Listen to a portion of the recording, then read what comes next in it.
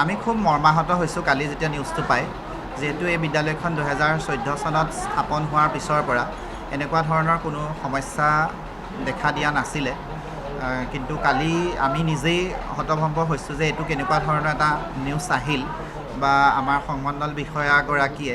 ছাৰে কিয় এইটো তেনেকৈ বাইক দিলে সেইটো আমি কালি খুব মৰ্মাহত হৈছোঁ যেহেতু এখন বিদ্যালয় ব্যক্তিগত বিদ্যালয় স্থাপন কৰিবলৈ কিছু ক্ৰাইটেৰিয়াৰ কথা উল্লেখ থাকে পঞ্জীয়ন কৰিবলৈ যিখিনি নিয়ম থাকে সেই গোটেই সম্পূৰ্ণ নিয়ম আমাৰ যেতিয়া হয় মানে যিখিনি বস্তু আমাৰ আছে সেইখিনি হোৱাৰ ফলতহে আমি এপ্লাই কৰা হৈছিল আৰু এপ্লাই কৰোঁতে এখন ইনস্পেকশ্যন কপি আহিছিলে কপিটো ডাইৰেক্টৰ ছাৰৰ অফিচৰ পৰা আহিছিলে সেই ডাইৰেক্টৰ ছাৰৰ অফিচৰ পৰা বাই পোষ্ট আমালৈ পঠিওৱা হৈছিলে তাৰপাছত আমাৰ ইয়াত ইনস্পেকশ্যন কৰা হ'ল ইনস্পেকশ্যন কৰি দি পেলাই আমাৰ তথ্যখিনি চালে তেতিয়া আমাৰ অন গোয়িং প্ৰচেছত মাটিখিনি আছিলে আৰু সেই মাটিখিনিৰ তথ্য আপোনালোকক দেখুৱাইছোঁ ইয়াত দুটা দাগৰ মাটি আছে পটা একেখনেই দাগ দুটা ইয়াতে 5 বিঘা মাটি আছিল আৰু 5 বিঘা মাটিয়ে লাগে এখন ব্যক্তিগত বিদ্যালয় স্থাপন কৰিবলৈ আমাৰ গ্ৰাম্যাঞ্চলত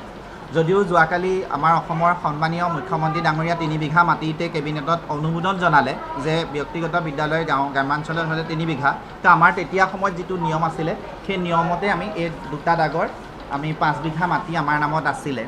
আৰু কালি যেতিয়া আমি গম পাওঁ যে আমালৈ যিটো বাই পোষ্টত আহিছিল প্ৰায়ৰ পাৰ্মিশ্যন সেই প্ৰায়ৰ পাৰ্মিশ্যন কপিটো সম্পূৰ্ণ ভুৱা বুলি ছাৰে কালি উল্লেখ কৰিছে গতিকে মই ভাবোঁ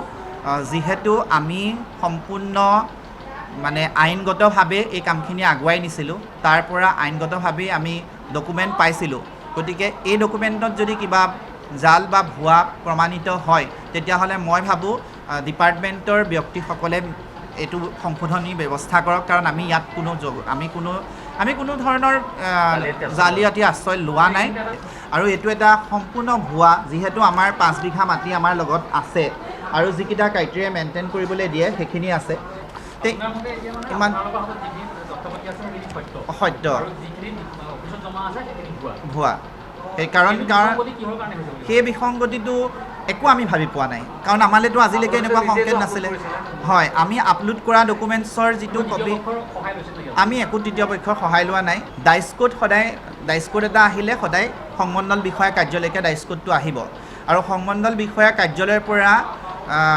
সংমণ্ডল বিষয়াগৰাকীয়ে হওক বা অন্য কোনো ব্যক্তিয়ে কৰে নাজানো ভেৰিফাই কৰি পেলাই আমাক মাতিব লাগিব এতিয়া ভেৰিফাই কৰি পেলাই বাই পোষ্টত আমালৈ পঠিয়াইছে যে এইটো ভেৰিফাই হৈ গৈছে আপোনালোকে ডাইচ কোড ব্যৱহাৰ কৰিব পাৰিব এতিয়া আমি সেই ভেৰিফাই বাই পোষ্টত অহা কাগজখনৰ ভিত্তিত আমাৰ যিহেতু শিক্ষাখণ্ড কঠীয়াতলি পৰে আমি কঠীয়াতলিলৈ গৈ পেলাই কঠীয়াতলি MIS ছাৰক লগ কৰি পেলাই সেই তথ্যটো দিলোঁ MIS ছাৰেও ইণ্টাৰনেটত চাই পেলাই ক'লে ঠিক আছে আপোনালোকৰ সকলো অ'কে আছে তাতে পাছৱৰ্ডটো আমাক প্ৰদান কৰিলে আৰু তেতিয়াৰ পৰাই আমি ডাইচ কোড চলাই আছোঁ গতিকে এনেকুৱা এটা হঠাতে খবৰ পাই আমিও নিজে মানে মৰ্মাহত আমি নিজেও ভাগি পৰিছোঁ হয় সেইটো আমি আমাৰ যিহেতু তথ্য পাতি আছে সেইটো সম্পূৰ্ণ আমি মৰ্মাহত আৰু সেইটো হয় তেখেতৰ লগত মাটিৰ যিটো তথ্য দিছে সেইটো সম্পূৰ্ণ ভুৱা তথ্য এটা দিছে হয় হয়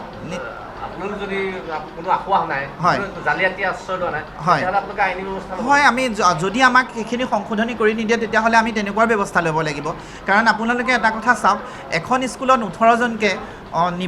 মানে নিবনুৱা যুৱক যুৱতী ইয়াত জড়িত হৈ আছে সকলোৰে প্ৰায়খিনি DLEড আছে আৰু মানে MA অকল ছিংগুল MA নহয় বহুতৰে ডাবুল MA আছে কোনোবাই টেট পাছ কৰি আছে মই 2019 বৰ্ষত টেট পাছ কৰা গতিকে আমাৰ তেনেকুৱা 6-7জন টেট উত্তীৰ্ণ শিক্ষকো ইয়াত আছে গতিকে এই শিক্ষকসকলৰতো ভৱিষ্যত আছে আৰু আমাৰো এটা ভৱিষ্যত আছে আমি সেই ভৱিষ্যতখিনি ধ্বংস কৰাটো আমি কেতিয়াও কাম্য নহয় বা আমি নিজেও 197জন ল'ৰা ছোৱালী আমাৰ এই ব্লকটোত আছে 197জন ছাত্ৰ ছাত্ৰীয়ে আমাৰ ওপৰতে আশা কৰিছে আৰু আমাৰ 100% প্ৰত্যেকবাৰ ফলাফল হোৱাৰ পিছত এইখন ব্যক্তিগত বিদ্যালয়ত যদি কোনোবা দুচক্ৰই এইটো কাম কৰিছে আমাক উচিত তদন্ত লাগে